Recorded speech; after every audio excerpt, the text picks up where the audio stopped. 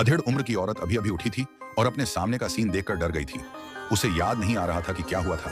उसी समय एक अनजान आदमी अंदर आया। झिंगाई को तुरंत सब समझ आ गया। उसने उस आदमी से कहा कि जो कुछ हुआ है उसे भूल जाए, वरना वह उसे कभी जाने नहीं देगा। यह कहकर झिंगाई ने कपड़े पहने और चला गया। घर वापस आकर झिंगाई बाटप पर खाली बैठा रहा और जो कुछ भी हुआ था उसे याद करता रहा। उस पर अफसोस की लहर दौड़ गई और वह फूट फूट कर रोने लगा। लेकिन उसने कभी सोचा भी नहीं था कि यह तो बस एक बुरे सपने की शुरुआत थी।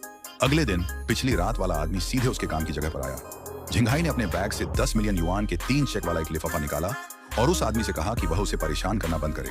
लेकिन वह आदमी टस से मस नहीं हुआ।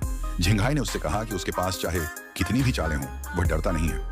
अगर उसने उसे ज्यादा दबाया तो वह खुद उसे जेल भेज देगा। यह कहकर झिंगाई जाने के लिए उठा, लेकिन उस आदमी ने कुछ और कहा। शॉकिंग, मुझे डेट कर रही हो? मैं तुमसे बहुत प्यार करता हूं, तो तुम मुझे डेट करना चाहती हो? अपने साथ काम करने वालों को घूरते देखकर झिंगाई शर्म से भर गई। उसने उस आदमी को चेतावनी दी कि अगर उसने दोबारा ऐसा करने की हिम्मत की तो वह उसे पक्का मार डालेगी। लेकिन वह आदमी बिल्कुल भी घबराया हुआ नहीं लगा।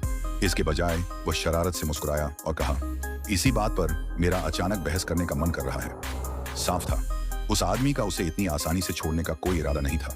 और हाँ, अगले दिन उस आदमी ने फिर फोन किया और कहा कि वह तुरंत होटल आ जाए। झिंगाई ने साफ मना कर दिया। लेकिन अगले ही पल उस आदमी ने उसे कई फोटो भेज दी।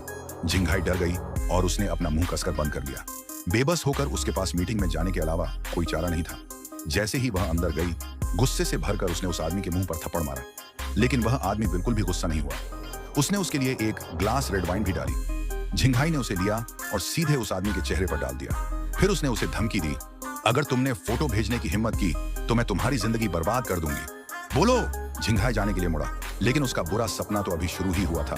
पूरी कहानी जानने के लिए सब्सक्राइब करें। ऐसी ही और मजेदार स्टोरीज के लिए चैनल को सब्सक्राइब करना ना भूलें।